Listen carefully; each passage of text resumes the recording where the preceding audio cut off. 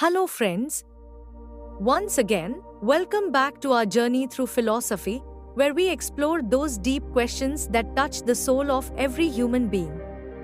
Today, we will discuss one of the most mysterious and fascinating questions of all time: is the soul real? Is there something beyond our body and mind? Or is everything we experience just the result of our brain and nervous system? This question touches the deepest aspects of human existence.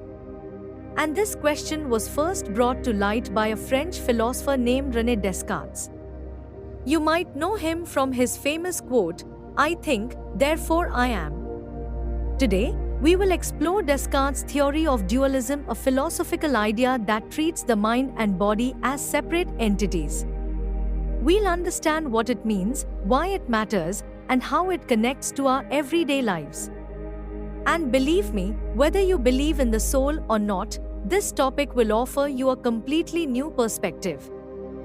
So let's begin. What is dualism? René Descartes was a 17th century philosopher, mathematician, and scientist. He believed that human beings are made up of two completely different substances.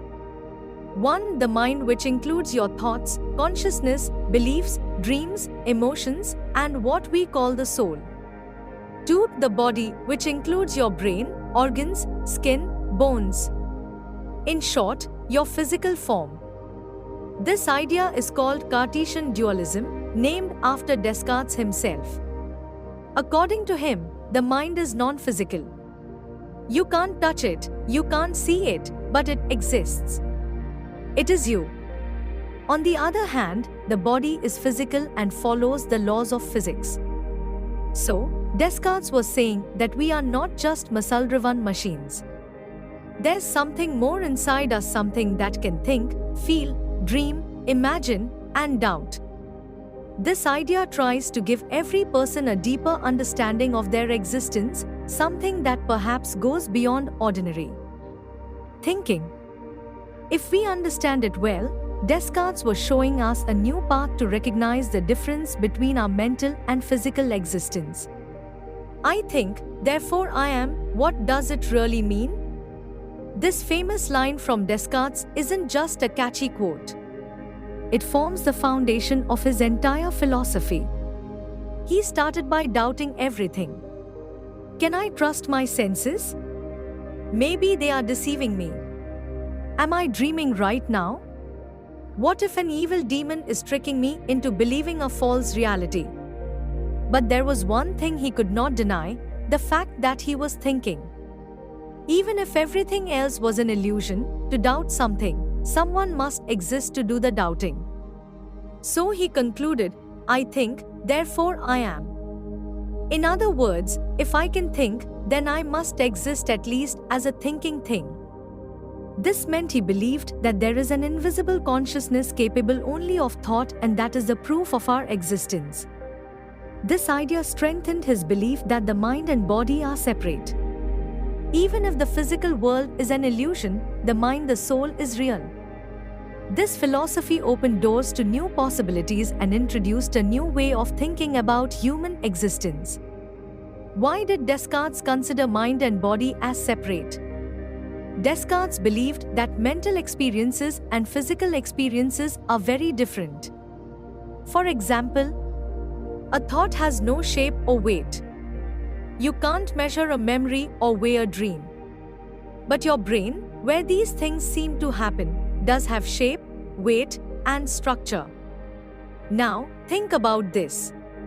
If your hand gets cut, you feel pain. But the pain isn't in the hand, it's in your brain. A signal travels from your body to your brain, and then your brain experiences the pain. This gap between a physical response and a mental experience convinced Descartes that the mind and body are separate. This viewpoint still helps us understand the relationship between mind and body today. It has become a foundational idea in modern science and medicine. It helps us see the real difference between our physical body and our conscious mind, and how the two are interconnected. But Descartes' theory raised a big question. If the mind and body are completely different, then how do they interact? How can a non-physical mind control a physical body? For example, when you decide to raise your hand, how does your soul send that message to your muscles? Descartes answered this by saying that the connection happens in a small part of the brain called the pineal gland. Today, science tells us the pineal gland doesn't work that way, but at the time, this was Descartes' best guess. This question remains a challenge for philosophers and scientists even today. So far, it's very difficult to prove how this connection works between the mind and the body. Some scientists try to explain it through neural networks, while others still find it too mysterious and complex to fully understand. Modern perspective: is the soul still real? Today, many scientists and philosophers argue against dualism. They believe that everything we think and feel is just brain activity, neurons firing, chemical changes. According to them, when the body dies, the brain dies too. There is no soul. But some people believe that consciousness, our inner world, is so mysterious that science alone can't fully explain it. How do you measure love? How do you prove self-awareness? Some modern thinkers believe in property dualism, which says that the brain is not a separate substance, but it has special properties that can't be explained by physics. And of course, many religious and spiritual traditions across the world firmly believe in the existence of the soul, a permanent, non-physical part that goes beyond the body. This perspective also helps people understand concepts like death, reincarnation, and liberation. Now, you might wonder, okay, this is interesting, but what does it have to do with me?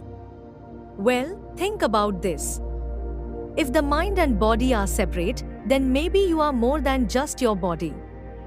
Maybe your true essence, your soul, is something deeper. Maybe consciousness lives on even after death.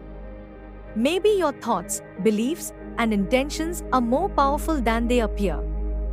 Moreover, Descartes' method of questioning everything can help you become a better thinker.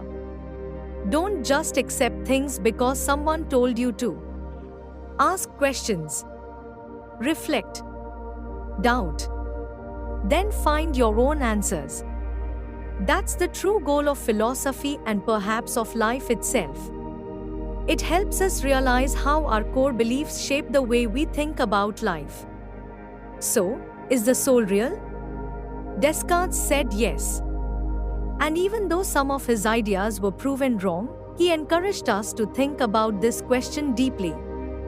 Whether you believe in the soul or not, this question helps you understand your own existence. Thank you for joining us on this thoughtful journey. If you found this video interesting or thought-provoking, please like, comment, and subscribe.